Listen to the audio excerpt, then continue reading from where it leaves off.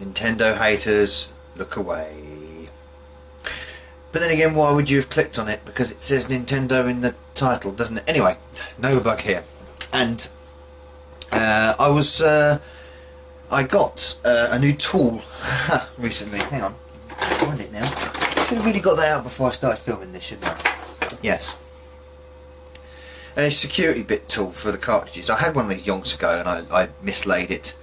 So I picked myself up another one and start cracking on with cleaning all the cartridges that I have scattered around the place. And so I was doing the SNES stuff first, and I thought, well, while I've got all the cartridges out, why not I show you my SNES collection? It's pretty modest. My SNES collection, that is. That's what she said. That was so random. Because years ago, at some point or other, I had about 60, 70 games. Most boxed instructions, mostly as well, and some absolute blinders as well, which I've spoken about before on the channel, which I stupidly got rid of and sold, and I sold most of the collection off, and I got it down to about 10 games at one point. But then I thought, when I had my epiphany a couple of years back, well, I'd try and rebuild the collection and properly. But it's so expensive, isn't it, collecting for the SNES, and especially PAL, because I collect for the PAL stuff, but I do pick up NTSC ones if and when I can. So we're going to go through what I've just cleaned every single one of these cartridges inside and out, so they're all spiffing. Every single one of them works. Some of them are from my original collection back in 1991 when I got the SNES, and they're still going today. They may not be in tip-top shape, but they're still going. Anyway, we'll crack on straight away with the NTSC games that I've got. Now, I had about 10 of these at one point. I've only got 4 left, and the 4 I've got are Pilot Wings, which is obviously one of the launch games for the SNES, and I had no idea why I have this on NTSC, because I think I might have picked this up at a CEX way back, way back, when they were still known as Computer Games Exchange and stuff. But Pilot Wings, if you're going to have a SNES, you've got to have Pilot Wings in it. The ultimate Mode 7 showcase is Pilot Wings. Hey, instead, like I say, I like to have that on NTSC. What I do like to have on NTSC more is Star Fox. Because, I'll be honest with you, I don't like the name Starwing. I really don't. It's the same game. Yes, of course it is. On the PAL version it's a Starwing, but I just prefer the name Star Fox, because that's what it's called anyway. That is the franchise name. We all know it is. It's because of some sort of the copyright law over in Europe that restricted it being called Starwing, and the same goes for its sequel as well, which is known as Lilac Wars. The Star Fox 64 elsewhere on the world, and in Europe it's known as Lilac Wars. So for the same reason, for the same copyright reason, there's an explanation for this copyright reason. For some reason it escapes me. It's to do with an Atari 2600 game, I think. But if you go down in the description box, there's a link to my Toilet Thursday that I did on Gashead's channel, and I'll take you to Gashead's channel, and the story of Star Fox is all told with me sitting on a toilet. So still got the plastic protector as well. Did love them. What, you know, can't put. Yeah. Another thing about the NTSC carts I really like, they have the plastic protectors, and they also have the title on the spine, so you can stack them up like that. And you can't do that with the PAL ones or the Famicom ones. Why didn't they do that? That's nice to have that on the side. Anyway, focus on that too much. And we also have Super Street Fighter 2. We're doing a gameplay of this soon, actually. And the SNES version, of course. I've got the compilation anniversary shenanigan edition on the PS2. But this is the original SNES version is really good anyway. I don't think it's a patch on Turbo. But because it seems to have lost a little bit of frame rate for me, the animation on frames. But it's nice to have it on NTSC. And finally NTSC, and this is my pride and joy of the collection, which is Secret of Mana. And as anyone who watches this channel knows, this game is one of my all-time favourites, if not my all-time favourite. think I've said it's my all-time favourite before. I think so. Certainly for RPGs. NTSC, it's in really good condition. I did have the box to this, much like I did have the box to Star Fox as well. But that has gone awry somewhere, and I don't know where. I've got a funny, terrible feeling that it was thrown away at some point. But I had about 15 to 20 boxes and instructions, all in one cardboard box, and I put them in my father's garage, and I can't find them. Don't know where they're gone. They could be still in the garage, buried somewhere, but I cannot find them. And I have had that garage up and down. And yeah, it's annoying because I did have this complete, and this complete is worth quite a bit. NTSC version again, it's perfect. And it's it. I've kept most of these in really, really good condition as much as I could. The NTSC ones are in really, really spiffing condition actually, and it's surprising how clean they are inside. I didn't come across any that were filthy inside. My one and only Famicom game is that. Can you decipher that? Well, you can from the image. You can see what it is from the image. It's Super Ghouls and Ghosts. It's a Famicom version. Again, I think I found this somewhere. I think someone gave this to me because they didn't know how to run it. Of course, you put it on the converter and it runs on the PAL system, and it's no different. There's no Japanese text in it. It's exactly the same as the PAL version. Still nails bollockard. I love it though. Love that game. Right, now on to the unboxed PAL games. Start at the top. Launch game F-Zero. My original copy of F-Zero. I had this, bought this back in the day, brand new. Still fared quite well. It's got a little bit of yellowing on the back. Some of these cartridges are really yellowed on the back panel, quite a lot. This one's fared pretty well. Is F-Zero. Again, another Mode 7 showcase. Fantastic game though, F-Zero. You've got to bring one out for the Wii U, Nintendo. Another classic. Most of these games, I kept most of these games because of their value to me, and basically because most of them are fucking awesome. I've just realised one of them's missing. I've just realised one's missing, but I don't know where. Oh well, never mind. Because I did have Bart's Nightmare on NTSC, but that appears to have disappeared. And I've just actually remembered that. I have no idea where that is. Gonna have to track it down. So Cannon Fodder. Sorry, getting totally sidetracked there. Cannon Fodder, a decent version on the SNES.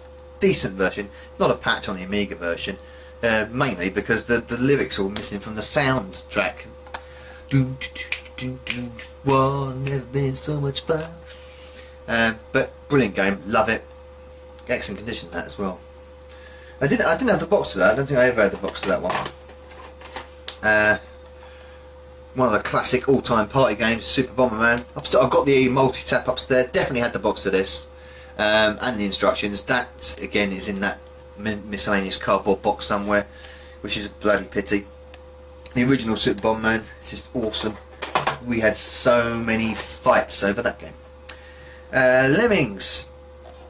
Again, the SNES version is really, really good.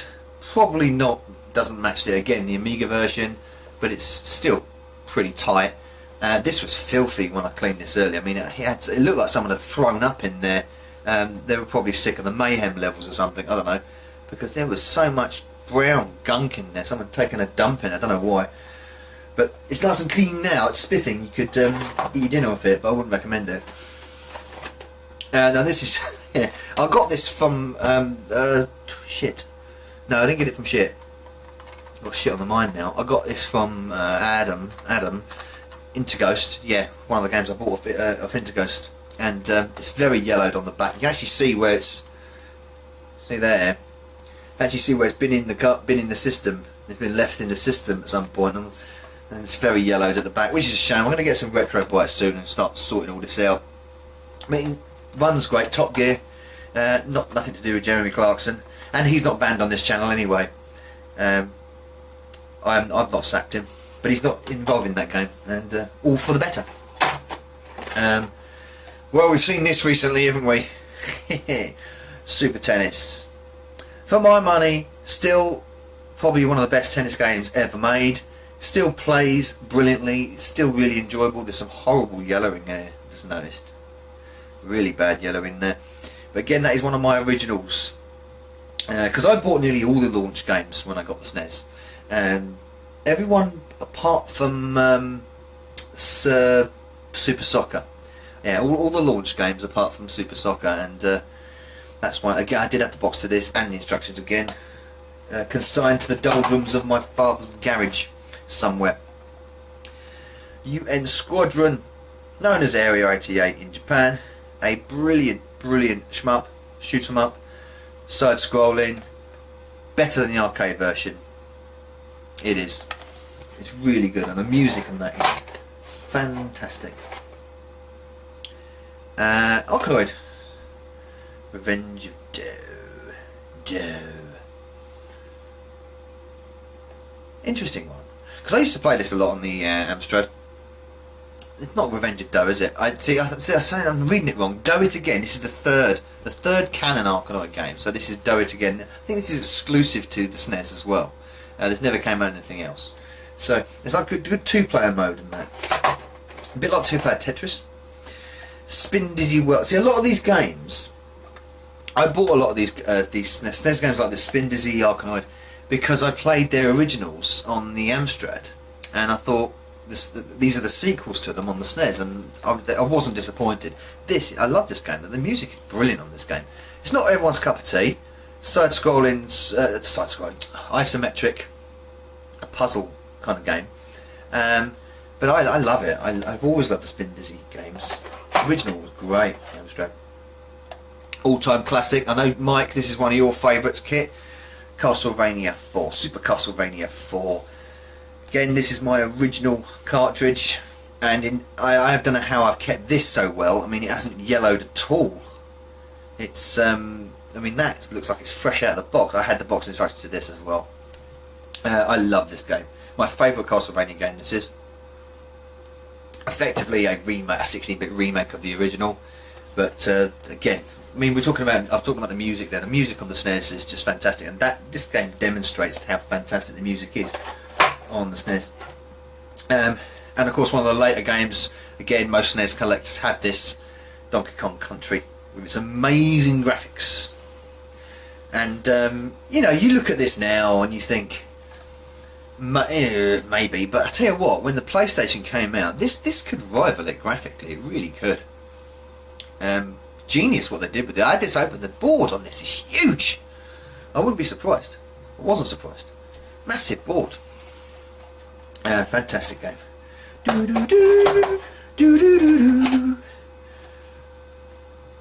Another one everyone has in their collection, but this is not the preferred one of Mario All Stars, because this is not including Mario World. This is the first edition version. So you've got the remaster, the 16-bit remasters of that game, Mario 1 and Mario 2, the American Doki Doki Panic crossover kind of thing, which I mean, before getting this, I didn't know that wasn't the intended Super Mario 2 until I played the Lost Levels and then read into the backstory of the Lost Levels, and that's the real Super Mario 2. And of course Mario 3, which is one of my favourite all-time Mario games, second only to Mario World. So again, another excellent game. And speaking of Mario World, you wouldn't know it, but that's it. Yeah. The featureless one. You can tell by the yellowing on the back. My original card. I've given that a good scrub, actually. I'll give it a scrubber. Because I fucked around with the label when I was a kid and peeled it. So I thought, just for the purposes of this video, when I'm cleaning it up, I'll get rid of all the glue and give it a nice shiny finish. If someone can direct me towards the label artwork, if anyone's got a link to the label artwork, I can print out another label for it, please be my guest and put it in the comments. I'd really like to do that. There's nothing wrong with the game. This is another game I got from Intercoast as well, about a year ago now, actually. Bloody hell, it's been that long. Pushover, domino kind of puzzle. It's okay. It's okay. It's not the best game in the world. It's interesting and it's quite challenging. Featuring Giant. I think this was sponsored by. Was it Quavers? I think it was Quavers. This was originally sponsored by someone, like, I can't remember now.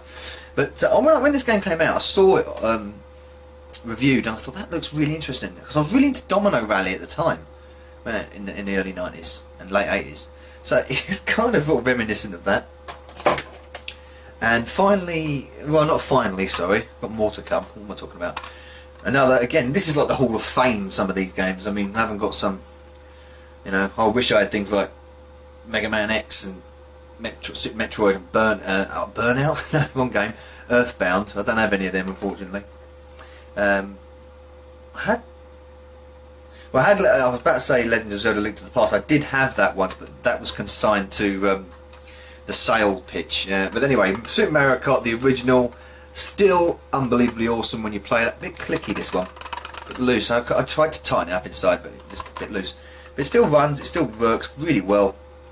And up until recently, this game was my favourite in the franchise. Up until recently.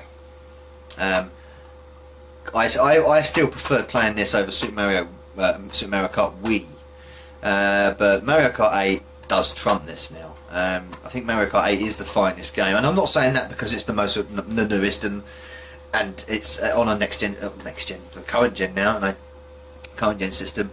I just enjoyed this more than all the other previous Mario Karts. Saying that though, I was playing Mario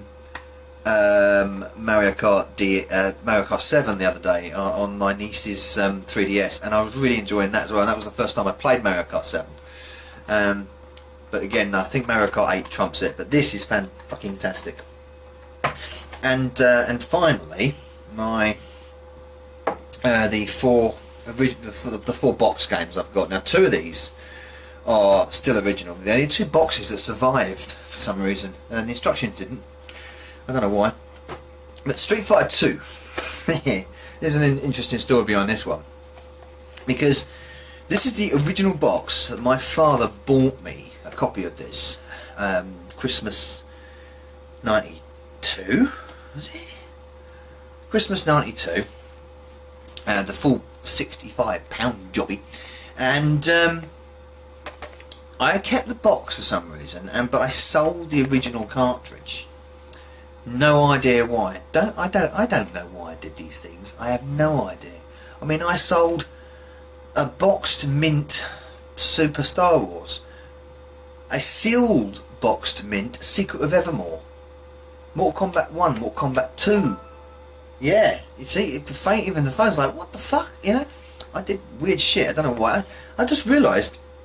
I said a minute ago about Bart's Nightmare. I actually sold Bart's Nightmare, and I forgot I sold it.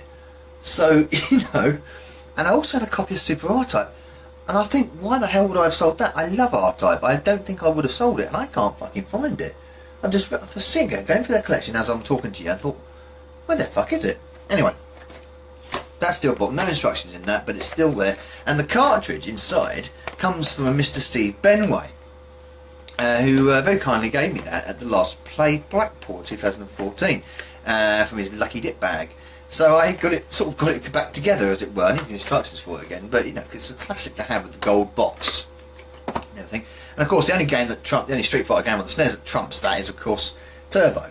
Street Fighter 2 Turbo, the purple box. Again, original box, original cartridge. So this one still is almost, you know, nearly retained. It's the closest out of all the games that has retained its original way I had it back then. Instructions are missing. But yeah, the cartridge is original, the first one I bought, and the box is original. So it's the only one that's that close. This I bought from, this is the one I bought from Interghost, which is Batman Returns. I never had this back, a bit of a damage to the box there, but I never had this back in the day, and I loved it because a friend of mine had it, and we used to go around his house and play Batman Returns quite a lot. I never got around to getting it. So I had to get it when it came available, so I did, and that's got boxed and instructions. Showing about the tear on the front, a bit ropey the box, but you know, it's still a box. A box is a box. Box. And finally, one of my favourite games on the system, and my favourite all-time version of this game, and a launch game as well to boot, which is Sim City, and R.I.P. Maxis, sort of. But I had this back in the day, box and instructions and everything. Not the original box and not the original instructions, but the original cart is inside.